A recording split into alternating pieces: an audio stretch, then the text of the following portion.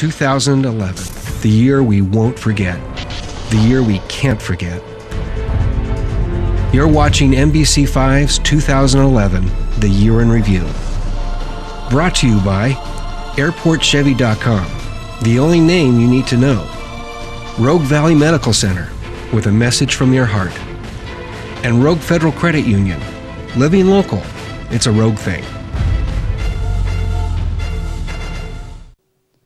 Thank you for joining us for a very special edition of NBC5 News, a look back at the news that made a difference in 2011. Tonight, I can report to the American people and to the world. The United States has conducted an operation that killed Osama bin Laden, the leader of Al-Qaeda. While the world of technology and business continues to mourn the loss of Apple co-founder and visionary Steve Jobs. The race is on to come up with a deal on raising the nation's debt ceiling by August 2nd. And we are following major breaking news. Revolutionary fighters have captured deposed Libyan leader Muammar Gaddafi. The feds need to let Oregon dictate to its citizens what they're allowed to do. The tragedy in Tucson has locals questioning their safety tonight. The shooting massacre left 6 dead and 14 wounded during a meet and greet with Democratic Congresswoman Gabrielle Giffords. But perhaps bigger than the applause for the bill's passage was a standing ovation for Congressman Gabrielle Giffords. Similar protests have taken place all over the country, and now a protest in Ashland. It's unacceptable for the American people to have Wall Street run our country and run our economy into the ground. So many stories from 2011, to tell them all would be impossible. From national stories that touched us all, to people and events right here at home who captured our attention. The past year was filled with stories of inspiration, sadness, and snapshots of what makes our community great. Let's start by joining NBC5's Courtney Olish for a look back at a report from September that proves just how much a small town can pull together to help one of their own. It was a summer afternoon gone horribly wrong, but a simple miracle might have changed all of that. Lori Meyer shows me around her recently remodeled home. House actually ended right there. It was our family room. 8 weeks ago, Lori Meyer's son, David, broke his neck while jumping into Immigrant Lake. Doctors told her that David would never walk again. But just 2 months after the accident, he is proving everyone wrong. Yesterday on a conference call, they said that he took his first step with assistance and that he will walk again. For now, David is still in a wheelchair. The house he once lived in is no longer fit for his needs. So with donations from the community and help from Home Depot, the Ceremony family began to rebuild their home.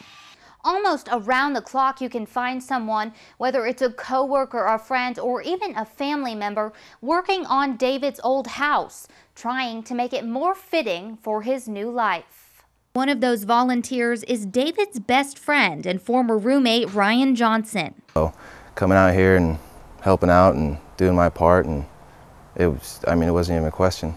But there was one more question that the Ceremony family asked of Johnson: if he would move into their home and help care for David.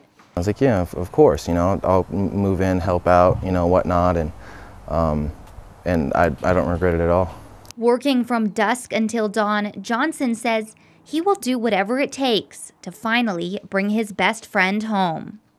Now, last we spoke with the Ceremony family, David was on his way home from that Portland hospital. His friends and his family members had completely renovated his home, so it was fit for his new life. Today, he continues to recover. During the past year, our region has had to deal with some crimes that left many wondering how much more they could handle. The violence had left many in a state of shock and wondering what could be done.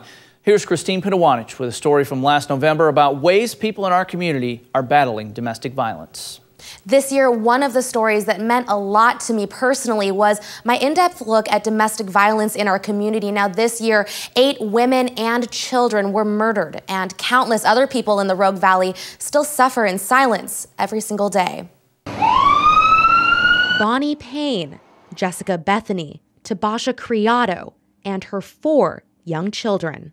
I don't really think it could get much worse from there. They're starting to get more violent. 7 people dead, women and children all killed in their very own homes.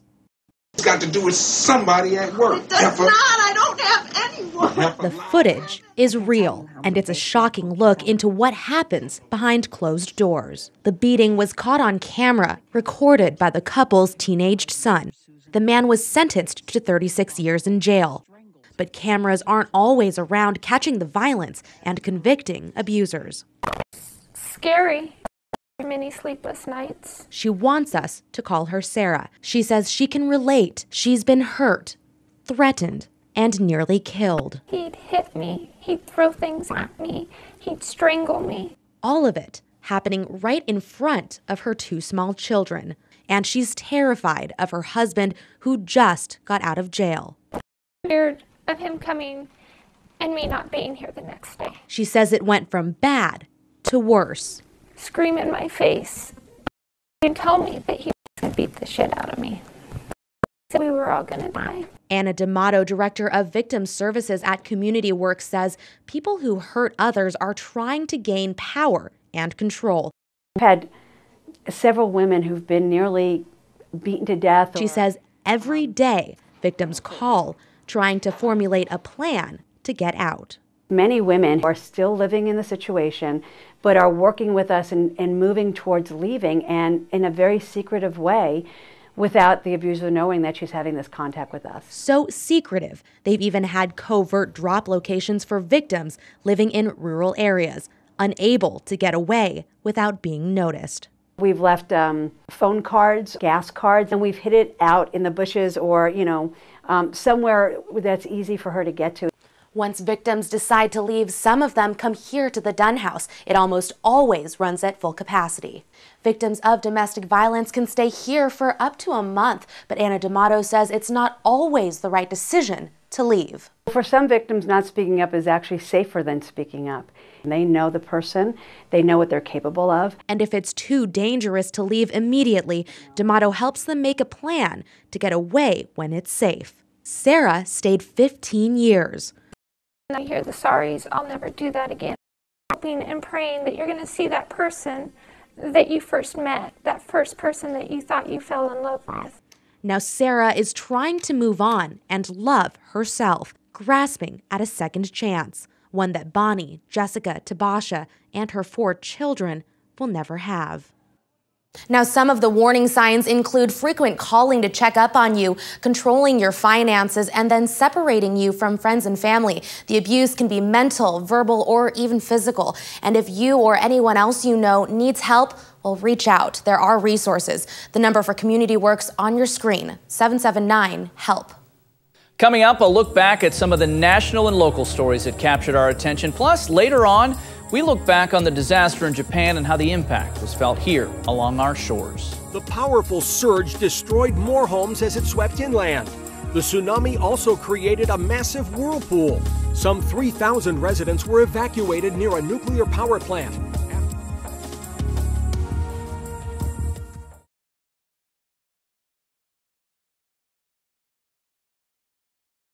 Ceremony on the new Lithia Commons project taking place this afternoon with Lithia Motors and city officials in attendance. Police still have no idea who killed 23-year-old David Grubbs. His body found on the bike path behind Hunter Park in Ashland. Switching gears now, jubilation in the streets of Cairo tonight as the Egyptian people finally hear the words they've been waiting for. After 18 days of sometimes violent clashes, Egypt's Hosni Mubarak has stepped down as president. I can confirm that there are that there will be some management jobs in Medford that are going to be consolidated into the Los Angeles operation. Is it just management jobs or is it all the jobs? I really don't know either. Welcome back. Each day, NBC5 works as hard as we can to keep you informed and up to date on the stories that matter most. And to make that happen, it takes a team effort, and a very important part of that team is our producer, Justin Lott. Now, Justin, you spend each day immersed in the news happening right here and around the world, and we thought it would be fun to give you a test of your knowledge in a segment we are calling News in a Minute. Do you think you're up for it? Let's give it a shot, Dan. All right, here goes. Here's your first picture. Repairing the Bomer Theater. This was the summer of our discontent. The Extreme Makeover Home Edition home. I guess the house isn't really that big. I've heard the camera adds about 1,300 square feet.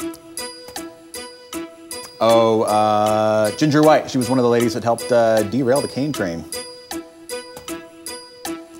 Oh, one of Charlie Sheen's goddesses, but I get him confused. Is that the porn star or the Marijuana Magazine girl? I'm not sure either. ESPN was not ready for some political commentary by Hank Williams Jr. He kicked off Monday Night Football.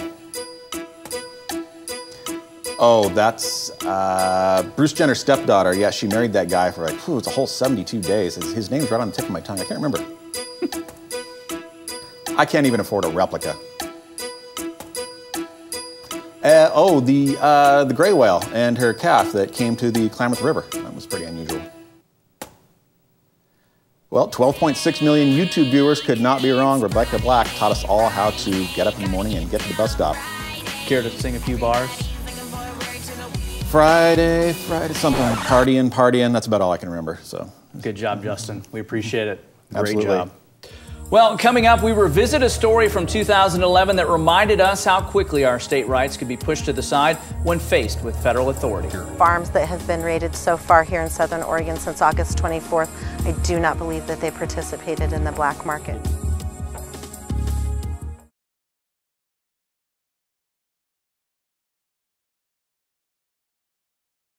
As the main witness in a sexual abuse case against former Penn State assistant coach Jerry Sandusky takes the stand in the pretrial hearing of the two men many believe tried to cover up that abuse. This is what it looked like the last time former Ashland City Councilman Eric Novickis protested the expansion of the Mount Ashland ski area. 32-year-old Jessica Bethany was murdered early Sunday morning, and police say they have only one suspect. They're charging her ex-boyfriend, 36-year-old Jeffrey Wheeler, with murder. The fire began just before 5:30 in the morning and quickly grew out of control.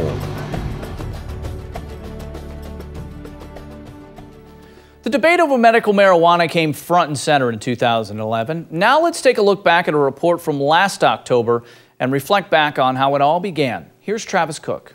When I think about the year in review, I'm reminded of the days I spent in the field in Jackson County as federal agents pulled out massive marijuana crops. At least 4 homes were raided, and how the community reacted to Oregon's medical marijuana laws and its clash with federal regulations. A Jackson County sheriff's deputy guards the gate at the Central Point home where federal drug agents dug up massive marijuana plants. They do what they want to do. They have no disregard for Oregon citizens or Oregon laws. The feds argue marijuana is illegal by federal law. It's a reoccurring theme. 3 other raids in the past 3 weeks has Oregon medical marijuana patients and growers terrified to lose their crops and angry at the system. There is no compliance committee to come and check these gardens before these raids happen. A raid in Gold Hill recovered roughly 9 truckloads of cannabis. Another raid in Central Point where around 500 plants were uprooted, and today's where growers have about 100 plants. This raid is going to leave more patients devastated and without their medication. There's been speculation these growers are above their limit, but the feds have not commented so far. No one has been charged.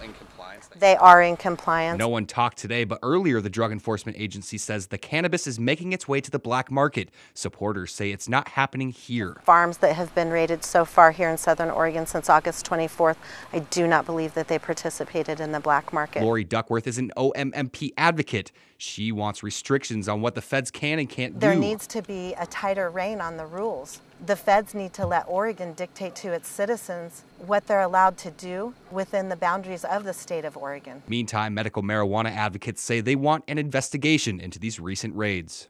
As for the cardholders in those raids in Southern Oregon, none of them have been charged. The federal government isn't saying anything either. Oregon's leaders have acknowledged the problem and expect that changes will come, but it could take years.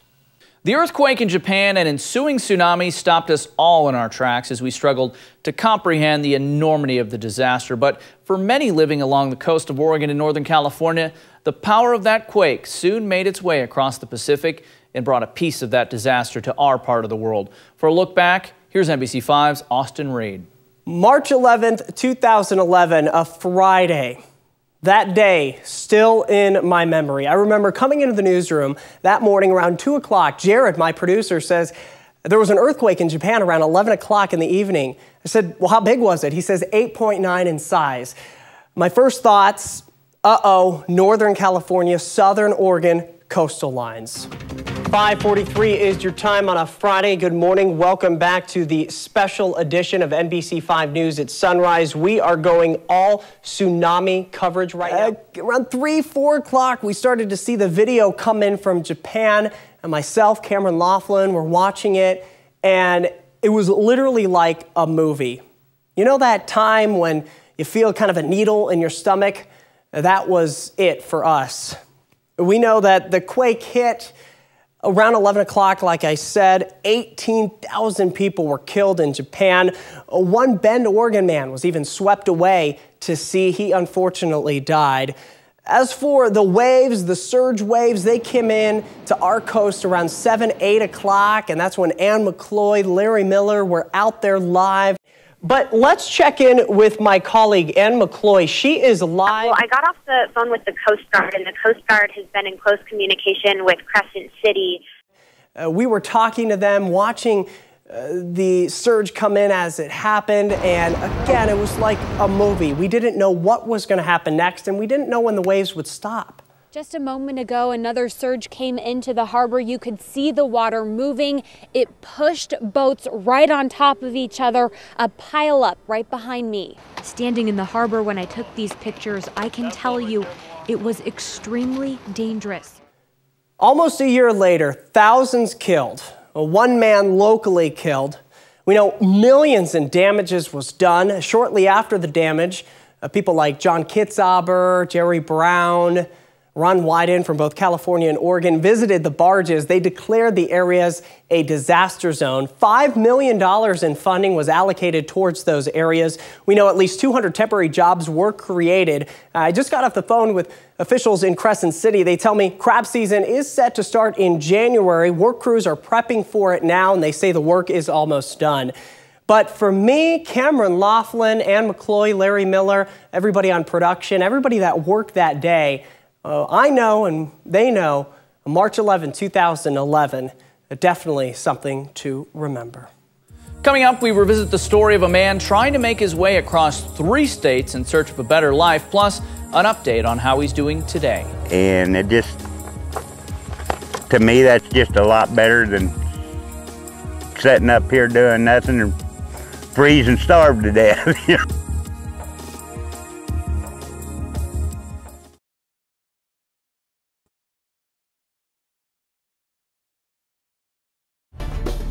Close friends of a murdered married couple near Merlin are in disbelief. 53-year-old Susan Goins and her husband, 63-year-old Dennis Goins, both of them pictured here, were murdered on Monday. We had dinner with them at their house.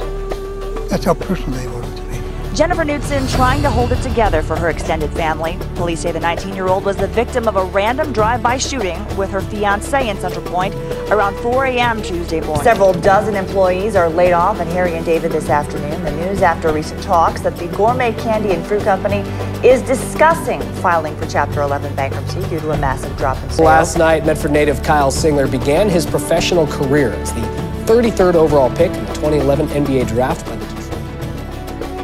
Etta the dog, a name many will remember from 2011, shot several times in a Walmart parking lot by Joseph Gima. For reasons we still don't understand, we now join NBC5's Larry Miller for a look back on this story and how justice eventually prevailed for Etta. It was an emotional end to a case that began in January. In court this afternoon, Joseph Gima admitted to shooting this dog named Etta inside of an Eagle Point parking lot earlier this year. Judge Bloom called Gima's act of violence outrageous and calculated, and he sentenced him to 4 months in prison. I don't think it's long enough, but that's me. For the first time we saw the crime on tape. We want to warn you, it's graphic. You can see Gima prepare his BB gun on the side of his black truck, walk across the parking lot to where the dog is located, and fire several shots. The dog jumps around the back of the gray truck, trying to get away from the pellets. But when I saw her recoil like that, when he was shooting her, it's... Gosh, I don't know. What do you say? What was it like looking at yourself in that video, sir? Gima only said in court that he was sorry. He offered no explanation. He will report to jail next week and serve 4 months for aggravated animal abuse, including other charges. I think it should be a lot longer. He deserves it. He deserves a little bit more. Etta is now blind in one eye, but closure in today's case means she and her owner can move on. Just go on with our life like we have been. Reporting in Medford, Larry Miller, NBC 5 News. In 2011, we met a man who wasn't going to let anything stand between himself and a new start in Arizona, even if that meant getting there would require a very unusual mode of transportation. Here's NBC 5's Laura Kavanaugh. This year, one of the stories that touched me, the story of an Oregon man whose resilience and pioneer spirit captured the attention of many around the country. He was a down-in-his-luck Oregon senior who hit rock bottom and decided to hit the road. Relocating almost 1,000 miles from Oregon to the Grand Canyon state, his only mode of transportation, his lawnmower tractor. This was just about to hit warmer weather and survive the winter. But Stephen Halsey's amazing 1,000-mile odyssey turned into so much more. This is Halsey 1 week ago, with the last of his possessions, motoring cross-country 30 miles a day on his Craftsman, with his pal LT riding shotgun. They say quartzite you can pick up a little old odd jobs and stuff, and it just, to me, that's just a lot better than sitting up here doing nothing and freeze and starve to death, you know. But this is Halsey a week later. I'm home. Stepping off a plane at Phoenix's Sky Harbor Airport, thanks in part to the same name that saw him through hundreds of miles of open road, Craftsman. It really was a story that sort of embodied the true American spirit. After Craftsman saw NBC5's story, they contacted us, and they said they wanted to help. Halsey had made it as far as Nevada, but those bone-chilling nights were a bit much. Pretty free, open spirit about it. You just got to be ready to buckle up at night because it get cold. And fearing for Halsey's safety, Craftsman stepped in, offering to fly the Grants Pass man and his doxy from Reno to Phoenix. They said they had no doubt that the little machine would make it, and I'm right with them. Hopefully we show gratitude to someone who has really put a lot of trust in his Craftsman tractor. The company also offered to ship his belongings as well. My lawnmower and my trailer. My life.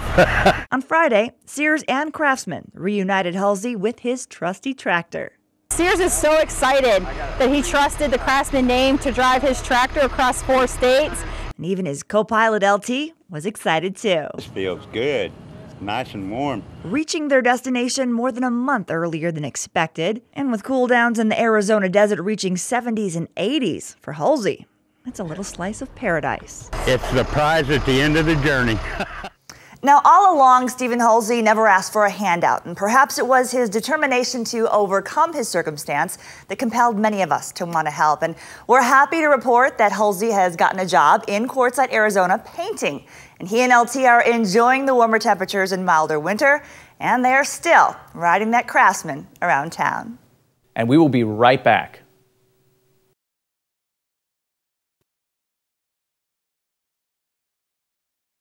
For joining us tonight for this look back on the year that was 2011. It is our #1 priority to make sure you get the best in local coverage of the stories that matter most to Southern Oregon and Northern California.